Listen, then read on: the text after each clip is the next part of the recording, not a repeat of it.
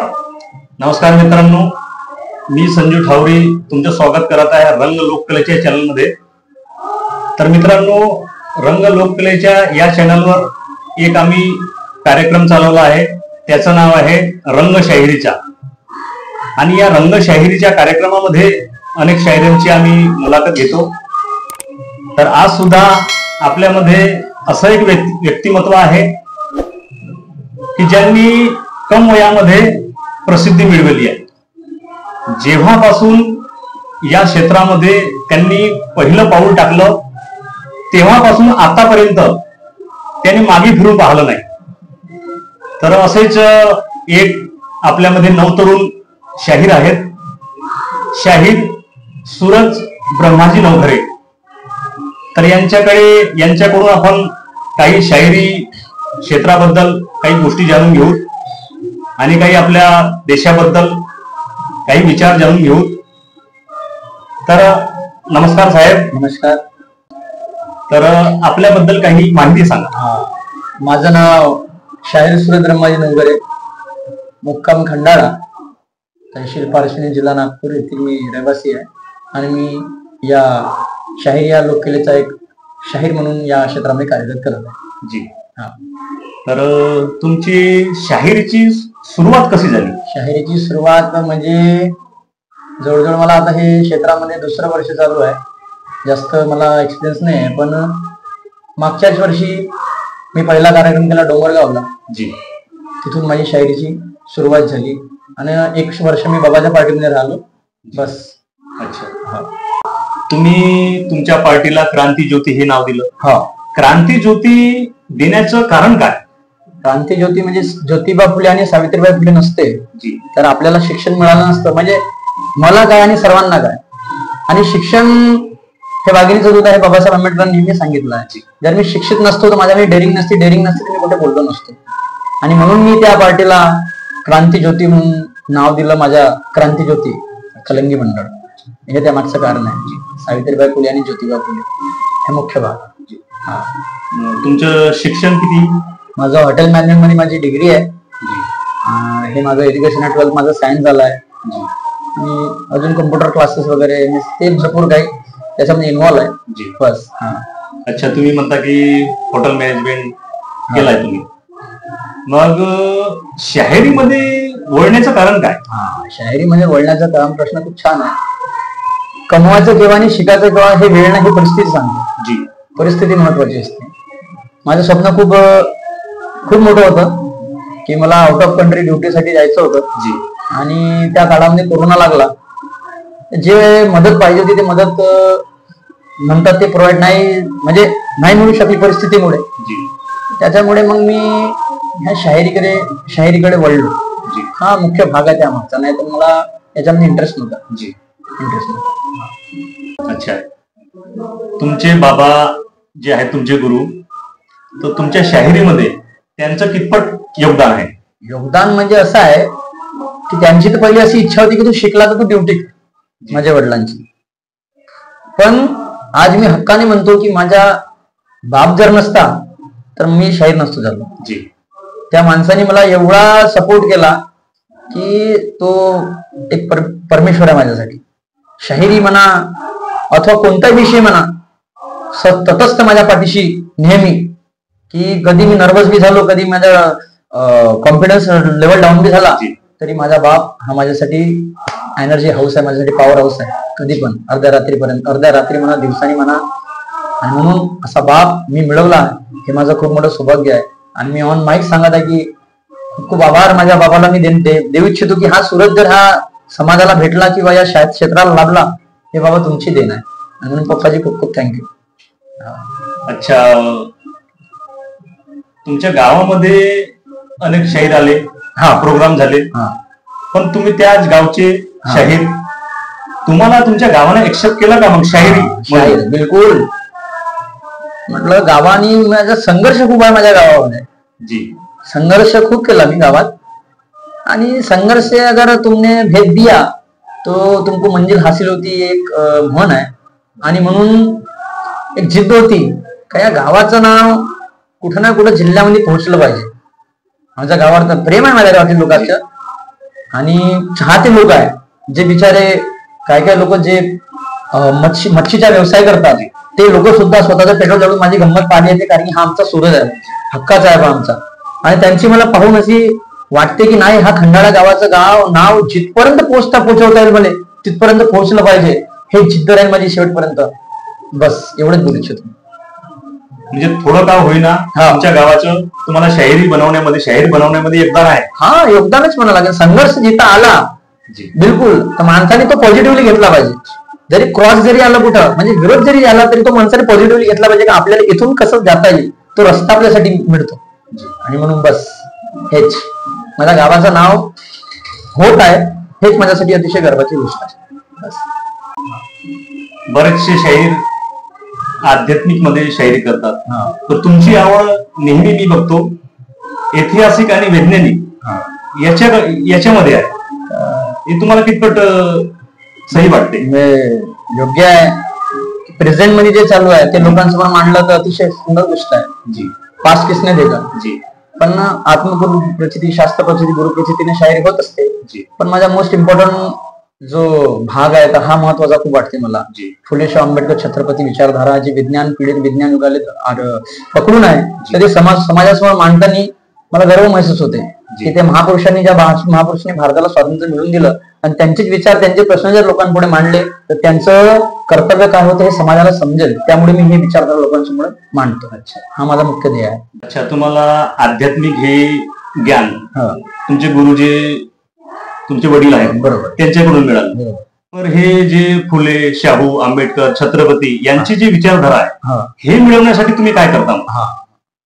तर माझ्या बाबाची गंमत झाली होती. मोहपा म्हणून एक गाव आहे सावनेरमध्ये. तिथे एक व्यक्तीने माझ्या गाणं म्हटलं, मी छकड म्हटली होती तिथं. त्यांना माझ्यामध्ये काहीतरी दिसलं की हा समोर जाऊन शाहीर बनेल की काय बनेल. त्यांनी सूर्यकांत डांगोरे त्यांचं नाव आहे, त्या व्यक्तीने मला त्या पुस्तका प्रोव्हाइड केल्या. त्या पुस्तका मी वाचल्या, आणि मेन महत्वाचा मुद्दा म्हणजे जेव्हा मी लोकशाहीर अण्णाभाऊ साठेचं पुस्तक वाचलं तिथून मी एवढा डायव्हर्ट झालो की मला असं वाटलं की नाही, आता शायरी केली पाहिजे, आणि शायरी ही खूप छान आहे. त्या माणसाने मुंबई महाराष्ट्राला मिळवून देण्यामध्ये खूप मोठं योगदान दिलं लोकशाहीर अण्णाभाऊ साठेने. तर ते सूर्यकांतजी डांगोरे त्यांच्या मार्फत मला हे विचारधारा, हे नॉलेज मिळालं. बरेचसे शाहीर जे आहेत ते प्रश्न विचारतात, तुम्ही पण प्रश्न विचारता बरोबर. पण तुमची एक अशी विशेषता आहे की तुम्ही जे प्रश्न विचारता त्याचे उत्तर पण स्वतः देता. याच्या मागच्या कारण काय? छान प्रश्न आहे, एक नंबर. तर याच्या मागचं नेमकं म्हणजे कारण हेच आहे की लोकांचा दिवसांदिवस शायरीवर विश्वास उडत चालला होता, की प्रश्न विचारतात खोटं बोलतात, प्रश्न विचारतात खोटं बोलतात, कोण कोणाचा, ते लोकांची मानसिकता झाली होती. तर आपणच प्रश्न विचारला, आपणच त्याचं उत्तर जर दिलं पुढच्या खेळाला, तर लोकांना वाटते की नाही काहीतरी आहे बा, त्या प्रश्नाचं काहीतरी समाधान आहे बा, आणि ती माहिती लोकांपर्यंत पुरवल्या जाते. असे भरपूर प्रश्न आहे. जसं एक उदाहरणार्थ आपण म्हटलं की दहीगाला कोणी फोडला सरत होतं, लोकांना माहित नाही. जर आपण त्यांना सांगितलं की संत नामदेवांनी फोडलं तर लोकांना माहित पडते हे कुठून सुरुवात आहे. त्याकरता लोक अंधारात नाही यायला, समाज परिवर्तनासाठी वळला पाहिजे, त्या दृष्टिकोनातून मी प्रश्न विचारतो. म्हणजे स्वतः उत्तर सांगतो त्याच्यावर. हे कारण बरेचसे शाहीर आहेत त्यांची शायरी आध्यात्मिकतेवर आहे, पण तुमची शायरी जी आहे फुले, आंबेडकर, शाहू, छत्रपती यांच्या विचारधारा. मग तुम्हाला असं वाटते का तुमची शायरी टिकेल? बिलकुल बिलकुल बिलकुल समोर चालून बिलकुल बिलकुल बिलकुल टिकेल अथवा नाही टिकेल हे महत्वाचं नाही आहे. की डॉक्टर बाबासाहेब आंबेडकर सांगत होते की 100 वर्ष शिडी बनून जगण्यापेक्षा, 100 दिवस शिडी बनून जगण्यापेक्षा एक दिवस बाप बनून जगा. तर टिकेल नाही टिकेल, मी राहील नाही राहील तो भाग वेगळा आहे, पण हे महापुरुषांची विचारधारा जी मी सोडून जाईल ते माझ्यासाठी खूप मोठं देणगी आहे. बस हेच माझी जिद्द आहे, आणि ते शेवटपर्यंत मी कायम ठेवू. बस दुसरं काही नाही. पण त्याच्यामध्ये खूप ताकद लागते. ते मांडण्यासाठी कुठे कुठं वेळ नाही मिळत, कुठे कुठे लोक ऍक्सेप्ट नाही करत, कोणते शाहीर त्या गोष्टीला मान्य नाही करत. पण मी जेवढा जमते तेवढा प्रयत्न करतो, कारण मी या क्षेत्रात खूप नवीन आहोत, खूप लहान आहो. वयाने पण जेमते मला 22 कम्प्लीट झालाय, आणि वयाने पण एक्सपिरियन्सने पण खूप मोठी जिम्मेदारी मी आपल्या खांद्यावर घेऊन घेतली आहे. असं तुम्ही म्हणता वयानं खूप कम आहे, परंतु तुमची जी शाहिरी आहे या क्षेत्रामध्ये 2 वर्षामध्ये तुम्ही खूप नाव गाजवलं. याच्या मागच्या कारण हे तुमचं प्रेम आहे, हे तुमचं प्रेम आहे. छत्रपती शिवाजी महाराज सांगत होते की पूर्ण तयारी परिपूर्ण झाल्याशिवाय कोणतीच लढाई लढायची नाही. तर तो ध्येय होता की अगोदर study is the most important factor. मी यांची पहिली अगोदर स्टडी केली, जी पूर्ण पुस्तकात चाळली आहे, आणि त्याच्यानंतर मी तमाशे बघितले का हे लोक काय सांगत आहे. जर मी हेच सांगेन तर लोक मला त्याच याच्यामध्ये काउंट करतील. तर मी काहीतरी आगळं वेगळं करण्याचा प्रयत्न केला, आणि ते म्हणतात ना, लक समय से ज्यादा समय से पहले किसी को नहीं मिळत, असल काहीतरी. त्याच्यामुळे लोकांचं प्रेम आहे. पहिल्याच वर्षी पहिली दुय्यम झाली शिवानी सोबत, आणि तिथून जे चालना मिळाली, मागच्या वर्षी जवळजवळ 45-50 कार्यक्रम केले. मागच्या वर्षी पहिलं वर्ष जरी होतं माझं, आणि या वर्षी तर तुमच्या आशीर्वाद, तुम्हाला माहिती आहे काही सांगायच्या गोष्टी आहे ना, शेड्यूल आहेत, खूप खूप आशीर्वाद आहे. मी जे शाहीर आहेत, पुराणे शाहीर आहेत, राजन साहेब देवगडे, यांना मी प्रश्न केला होता की म्हटलं तुम्हाला नवतरुण मधलं जे आता नवतरुण मध्ये जे शाहीर आहे, तर याच्यापैकी तुम्हाला कोणासोबत दुय्यम करायला आवडते. अच्छा. तर त्यांनी तुमचं नाव घेतलं. मग मी विचार केला की राजन शाहीर म्हटलं म्हणजे 25-26 वर्षाची ते शाहिरी, 30 वर्ष, बरोबर, 30 वर्ष लगभग, इतके मोठे शाहीर, आणि तुमचे जवळजवळ 2 वर्ष शाहिरीसाठी, इतक्या मोठ्या शाहिरांनी तुमचंच नाव का घेतलं असेल. आता हा त्यांचा मोठेपणा आहे जी, आणि मी सौभाग्य समजतो स्वतःला की त्यांनी माझ्यासोबत कार्यक्रम घेतला. आणि माझा प्रश्न पण आहे की तुम्हाला जेव्हा 18-18, 20-20 वर्षाच्या लेडीज सोबत तुम्ही कार्यक्रम घेऊ शकता, 22 वर्षाच्या पोरासोबत का नाही का. तुम्हाला शिवाय देत असाल, तुम्हाला जर काही ऍक्सेप्ट त्याच्यावरती प्रॉब्लेम होत असेल ते तुम्ही सांगा ना. आम्हाला जेव्हा तुम्ही चालना देणारच नाही तर तोपर्यंत शायरी वाढेल कशी. बिलकुल. माझं आता त्यांचं स्वागत आहे. जेव्हा बी त्यांचा मुलगा इनकेस शायर नाही म्हणाचा बनला बी, तो जरी 16 वर्षाचा असेल आणि भविष्यात मी 50 वर्षाचा झालो तर मी त्यांच्या बरोबर कार्यक्रम घेईन. कारण हा वाद आहे विचारधारेच्या वयाचा नाहीये, ही मानसिकता ठेवली पाहिजे. आणि म्हणून त्यांचं मी मनापासून मनापासून आभार मानतो. राजनजी शायर साहेब आमचे गुरुजी आदर्श आहे की त्यांनी माझ्याबरोबर कार्यक्रम मला चालना दिली. तुम्हाला दुय्यम करायला कोणासोबत आवडते. दुय्यम करण्यासाठी आता बघा, माझे सर्वांसोबत संबंध चांगले, कार्यक्रम सर्वांसोबत होते. पण एक प्रसंग घडला होता रंगारी घुटीमध्ये की सन्मान्य शायर निशांजी सुखदेव, मुक्काम बगपट्टीवाले, की मला धाक होता, माझी दुय्यम होती, तो व्यक्ती माझ्यासोबत कार्यक्रम घ्यायला तयार नव्हता. पण तो उशिरा का होईना, माझं पहिलं वर्षच होतं, उशिरा का होईना तरी तो कार्यक्रम त्यांनी केला, आणि तिथून त्यांनी पण एक चालना दिल्यासारखी झाली. तर निशांजी सुखदेवे हे आपले म्हणजे मला आवडते त्यांच्यासोबत कार्यक्रम करायला, सारख्याला सारखं काम असते. राजांचा शाहीर आहे, पुन्हा लेडीज म्हणून सुरमा बारसाकडे, शिवानी सुखदेव, आपले संबंध सर्वांशी चांगले आहे. असं काही नाही आपण कोणाशी आतापर्यंत वादावाद झाला ना, समोर होणार, आपण ती कॅपॅसिटी ठेवतो. पण निशांत शाहीर मोस्ट इम्पॉर्टंट. मी जितके मी इंटरव्ह्यू घेतले सर्वांना मी एक कॉमन प्रश्न विचारतो, तुम्हाला पण विचारतो, तुमची आवडती दुय्यम कोणती. आवडती दुय्यम पहिल्या वर्षीची म्हणजे आता तेच म्हणाला ना, रंगारी होती. अच्छा, कॉमन. निशांजी सुखदेव सोबत रंगारी 4, 5, 6 स्टेज होते तिथं, 4 स्टेज होते, आणि माझं पहिलं वर्ष होतं. पण ते लोक जे आम्ही आवरले आणि जे लोक तिथे बसून राहिले, हे खूप मोठं माझ्यासाठी सौभाग्य समजतं की त्या कॉम्पिटिशन मध्ये मी टिकलो. अशा प्रोग्राम त्यांनी असे भरपूर केले, महोदयाला केला, अशा 5-5 वाकुडीला केला मी पुन्हा सुरमासोबत, तिथं 5-6 स्टेज होते, तिथं पण आमची गंमत शेवटी तुटली सर्वात. महोदयाला केला निशांत भाऊ सोबत. रंगारी घोटीला आई वर्षी झाला, तो तुम्हाला माहिती तिकडे मोरेश्वरच्या सिंगल होते, इकडं हंगामा होता, पण इकडे आमची दुय्यम होती शेवटपर्यंत. तर ते यादगार दुय्यम म्हणावं लागेल. तुमच्या मुखातून मी नेहमी पालखी मातेचं नाव ऐकतो. पालखी माता देवी म्हणता तुम्ही, तर याच्या मागचं कारण काय. ते खूप सुंदर कहाणी त्याच्या मागची. पुन्हा ते गाव, पुन्हा त्याचे ते रंगारी घोटी, की जिथून सुरुवात झाली, गेलो तर मी म्हटलं, मी तिथं गेलो, चरणस्पर्श केलं, मंदिर आहे तिथे. मी म्हटलं आज असं काय झालं पाहिजे की माझ्या वडिलाचं नाव खाली नाही पडलं पाहिजे. ह्या गावामध्ये माझ्या वडिलांनी नाव कमवलं आहे. 8-9 वर्ष सतत हा स्टेज चाललाय. जर निशांत सर कधी नाही आला तर आई तुझ्या हातात आहे सर्व, मी सिंगल करीन, पण काही ना काही माझ्या वडिलांचं नाव खाली नाही गेलं पाहिजे. मला खूप म्हणजे टेन्शन होतं त्या गोष्टीचं. म्हटलं काही ना काही चांगलंच होईल. वापस आलो तर मग तुम्ही माहिती आहे माझी कार्यक्रम त्याच्यासोबत झाला. तर मी तिथून माझी श्रद्धा खूप वाढली, आणि तिथून मी सुटलो, त्या गावापासून जे सुटलो तर मी आतापर्यंत पलटून पाहिलं नाही का. मग मी मानतो का काही ना काही तिचा माझ्या पाठीमागे आशीर्वाद आहे, अंशाचा तरी आहे पण नक्की आहे, म्हणून मी ते नेहमी सतत नाव घेतो. अच्छा, पालखी मातामध्ये काही ना काही नाही आहे. आता या स्थितीमध्ये 10-12 वर्षामध्ये पहिले अगोदर पुरुषच शायरी करायची. अच्छा. पण आता या 10-12 वर्षामध्ये महिला पण शायरी करायला निघाल्या. तुम्हाला त्यांची शायरी कितपत योग्य वाटते? अच्छा, महिलांची शायरी बघा, बाबासाहेब आंबेडकरांनी हक्क सर्वांना समान कायदा दिला, पुरुष महिला दोन्ही एक समान. आता ते त्यांची चॉईस आहे, पण मी पुराण्या शायरांकडून असं ऐकलं की बायांनी हे तमाशाने नाचण्याचं काम केलं. मंदाग्नी, माया, पंचफुला मी बघितलं नाही कोणत्या बाईला. आता मागच्या काळामध्ये जे सुरुवात झाली, त्यांनी शायरीला सुरुवात केली. तर माझं याच्यावरती पॉझिटिव्ह मत आहे की एक बाईला कोण जर दुसरी बाई जर डायव्हर्ट होत असेल, अट्रॅक्ट होत असेल, चांगली गोष्ट आहे. या फील्डमध्ये शिरकाव करत असेल. आणि तरुण आहे, शिवानी झालं, सुरमा झालं, तरुण आहे, सोनू झालं, तर यांना कोण जर पुन्हा एक बाई वाढत असेल या क्षेत्रामध्ये खूप चांगला आहे. प्रेक्षक मंडळ अजून असण्याचा आस्वाद मिळते. चांगली गोष्ट आहे, चांगली गोष्ट आहे. पण त्यांनी त्याच्यामध्ये अभ्यासाचा साठा वाढून, आता मी सांगायला ना पाहिजे, मी वयाने खूप लहान करून अजून त्याला आपण परिवर्तन करता आलं पाहिजे याच्यामध्ये, एवढंच बोलू शकतो. अच्छा, तुम्ही कार्यक्रमाची तयारी कशी करता? कार्यक्रमाची तयारी कशी करता? शाहीर बनणं हे खूप सोपे आहे, हे खूप सोपे आहे. एखादी पद मिळवणं खूप सोपी आहे, पण त्या पदाची गरिमा राखून ठेवणं हे खूप कठीण गोष्ट आहे.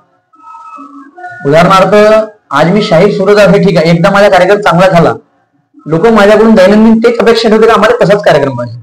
त्याच्यासाठी मग मला 1-1, 2-2 वाजेपर्यंत पुस्तकं वाचावं लागतील. कधी कधी 2:30-3 वाजून जाते गाणे ऐकता ऐकता. मग ते तर्ज बसवता प्रश्न काढता मग ते प्रश्न कुठं आहे का उत्तर त्याचं, हे करता म्हणजे उदाहरणार्थ जर 65 किलो माझं वजन असलं प्रोग्राम चालू व्हायच्या पहिले, तर प्रोग्राम खतम होते ते वजन माझं 45 किलो होते. एवढा याच्यामध्ये स्ट्रगल आहे. बाहेरून खूप वाटते का शाहीर हा दिसून राहिला, पण त्याच्या मागे जे परिश्रम आणि त्याच्या मागे जी मेहनत आहे, मी म्हणतो एक कलेक्टर बनता येते, एक तहसीलदार बनू शकते. मी त्यांचं काम करून दाखवतो, एक दिवस तहसीलदार बनू शकतो, मी कलेक्टर बनू शकतो. पण त्यांनी माझं एकच दिवस कार्यक्रम करून दाखव, शाहीर बनवून दाखव. मी मानीन त्यांना. हे खूप कठीण काम आहे शाहीर म्हटलं, खूप परिश्रम असते त्याच्यामध्ये. बरेचसे शाहीर आहेत, त्यांचं या क्षेत्रामध्ये पूर्ण आयुष्य निघून गेलं. गाणे बनवता. तर तुम्ही एक अशी शाहीर आहात नवतरुण मध्ये, फक्त तुमची 2 वर्षाची शायरी, परंतु तुम्ही इतके गाणे बनवलेत की पुष्कळ गाणे बनवलेत या 2 वर्षामध्ये. याच्या मागचं कारण म्हणजे एकच आहे की आमचं माझ्या वडिलांचे गुरु मोरेश्वर शाहीर यांचे गाणे लोकांनी खूप ऐकले. त्यांनी ते बादशाह कलमचे लिहितात, बाबाई लिहितात. आता मी जर शायरी तेच चालू केली असती तर लोकांना हेच म्हटलं तर कॉपी पेस्ट आहे, म्हणजे त्यांच्या बाधेने लोकांना सांगते. पण मला माझी छवी काहीतरी आगळी वेगळी निर्माण करायची होती. मी करू शकतो हा कॉन्फिडन्स आहे, मीच करू शकतो हा ओव्हर कॉन्फिडन्स आहे. मी करू शकतो हा माझा कॉन्फिडन्स होता. आणि त्या भावनेने मी ते गाणे लिहिले. आणि मला जिद्द अगोदरपासून मी लिहिण्याचा शौकीन होतो, भजन वगैरे मी लिहित राहतो. आणि खूप लागते गाणं बनवायला. एवढं रात्री तो बुक न पेन मी असं झोपतो, बुक न पेन घेऊन झोपतो, की जेव्हा मला जाग आला तो शब्द मला आठवला मी पटकन लिहून ठेवतो. आणि त्याच्यानंतर पुन्हा मग सकाळी त्या गाण्याची कंटिन्यू करून सुरुवात करतो. खूप कठीण काम आहे. हे त्याच्या मागचं कारण आहे की काहीतरी आगळं वेगळं दिसलं पाहिजे. म्हणून तुम्ही बघा की मी बाबाच्या गाण्यांचा वापर खूप कमी करतो. आणि त्या गोष्टीचा माझ्या बाबाला गर्व आहे की मी राहू अथवा ना राहू, पण माझ्या पोरगा समोर शायरी वाढू शकते असं. अच्छा साहेब, मला वर्तमानमध्ये समाजाला तुम्ही काही संदेश देऊ शकता? बिलकुल. समाजाला संदेश द्यायला म्हणजे एकच सांगायचं आहे की शेतकऱ्याची मुलं आहे आणि जी पण मुलं असो किंवा मुलगी असो, त्यांनी आपल्या आई वडिलांची परिस्थिती जाणून जगलं पाहिजे, वागलं पाहिजे समाजामध्ये. जसं माझी जेव्हा जॉब करण्याची वेळ होती, पण माझी परिस्थिती मी समजली माझ्या आई वडिलांची, मला जे योग्य वाटलं ते मी केलं. आजकालची जी तरुण पिढी आहे ते सोशल मीडियावर जास्त बिलीव्ह करते, म्हणजे विश्वास जास्त आहे त्यांचा. आणि घरचा बेस सोडून टाकतात. आपल्या घरी 1-1.5 एकर शेती आहे, त्याच्यानंतर ते अरे तुम्ही 1.5-1.5, 2-2 तास, 3 तास तुम्ही त्या रील्सच्या मागे गमावून राहिले. ते लोक तुम्हाला पैसे, म्हणजे तुम्ही पाहून राहिले ते पैसे ते लोक कमवून राहिले. तुम्हाला काय मिळत आहे? तुमच्या शेतीला काय फायदा? तुमच्या आईवडिलांना कोणता फायदा आहे? आज तुमचे आईवडील तुमच्या मागे पैसे खर्च कशासाठी करत आहे? की माझा मुलगा काहीतरी घडला पाहिजे. प्रत्येक आईवडिलाचं स्वप्न असते की माझ्या मुलांना काहीतरी कमवलं पाहिजे. त्याच्यामध्ये इतकं जागा हे विषय सोशल मीडियाचे सोडून टाका. आज अफेअरचे मुद्दे खूप चालू आहे. बिलकुल हे नाही आहे. एक पुस्तक वाचा. एक पुस्तक वाचली त्या पुस्तकाचे विचार डोक्यात शिरतील, त्याच्यामुळे तुम्हाला चांगली वागणूक मिळेल. सांगण्यासारखं मला हेच वाटते. आणि व्यसनाच्या आधी जाऊ नका, महत्वाचा मुद्दा. मी या क्षेत्रामध्ये आहे, मला व्यसन नाही, हे बिलकुल नाही. ते बॅड हॅबिट आहे. व्यसन करू नये. व्यसनामुळे पुष्कळ लोकांचे जीवन बर्बाद झाले. आणि म्हणून शेतकऱ्यांच्या मुलांना माझी अपील आहे, नम्राची विनंती आहे की आपली परिस्थिती समजून सवरून वागण्याची गरज आहे, नाहीतर काळ खूप बिकट येणार आहे. जेणेकरून, कारण नोकरीचा अभाव खूप पडलाय आणि तुमची मानसिकता बनली की तुम्हाला 10-12 हजाराची नोकरी पाहिजे नाही, वरून तुम्हाला 12 तास नोकरी नाही पाहिजे. मग स्वतःचा बिझनेस सेट करा, मोबाईलच्या मागं न धावता, सोशल मीडियाच्या मागं न धावता. हेच मी समाजाला सांगू इच्छितो. हा मित्रांनो, आपल्याला साहेबांनी किती सुंदर गोष्ट सांगितली. आणि आहे आता या आपल्या सध्या परिस्थिती आहे तशी, आणि त्या गोष्टीवर विचार करायची गरज आहे. साहेब, तुम्ही आतापर्यंत लई गाणे बनवले, त्याच्यामधलं आमच्या प्रेक्षकांसाठी एखादं गीत म्हणून दावा. आवडतं जे बी आहे. आवडतं गीत आता भरपूर आहे तशी. छत्रपती शिवाजी महाराजांचा पोवाडा आहे, बाबासाहेब आंबेडकरांचं गीत आहे. थोडक्यात 2 लाईन. एक सामाजिक गीत मी बनवलं आहे. जागे व्हा तरुणांनो, हरे आला महागाईचा काळ, आणि जो तो निवडून आल्यावर खाऊन बसते भाड. आपल्या देशाचं होईल का, आपल्या देशाचं होईल का. अरे पहिली महामारी आली या गरिबावर, आणि त्या जिल्हा परिषदच्या त्या शाळेवर. अरे पेट्रोल 100च्या वर गेलं, आणि आमचं दूध राहिलं हे 40 वर. पण नेत्याचाच मुलगा हा बनला कसा नेता, आणि आपण त्याला सलाम देतो जाता आणि येता. आपल्या देशाचं होईल का, आपल्या देशाचं होईल का. हे न्याय व्यवस्था पैशाची झाली, आणि यांची पेन्शन लाखात गेली. शेतकरी गेला भाव मागायला, अरे यांची संसद ही जडी का झाली. अरे पेपर आणि टीव्ही यांच्या बापाला गेली, आणि तरुणाची जवानी हे ड्युटी शोधण्यात मिळली. आमच्या देशाचं होईल का, आमच्या देशाचं होईल का. अजून एक कळवा सादर करू का? करा. अरे जागे व्हा बंधूंनो, हे वेळ आहे, आणि या चोरांचा सारा खेळ आहे.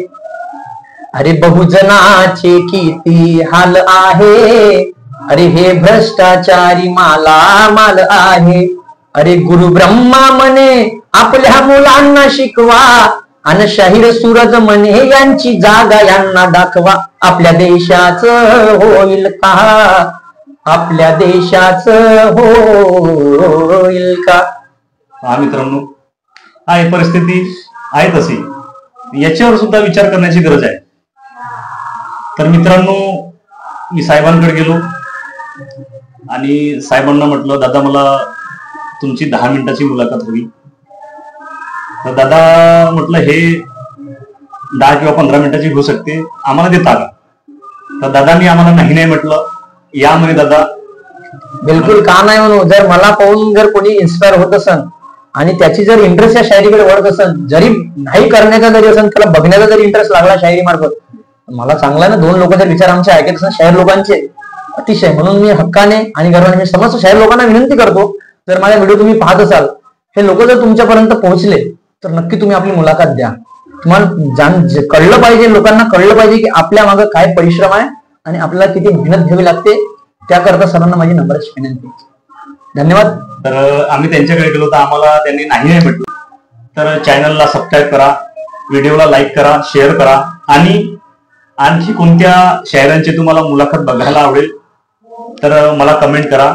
मी जरूर प्रयत्न करेन. तोपर्यंत नमस्कार. साहेब. नमस्कार. धन्यवाद.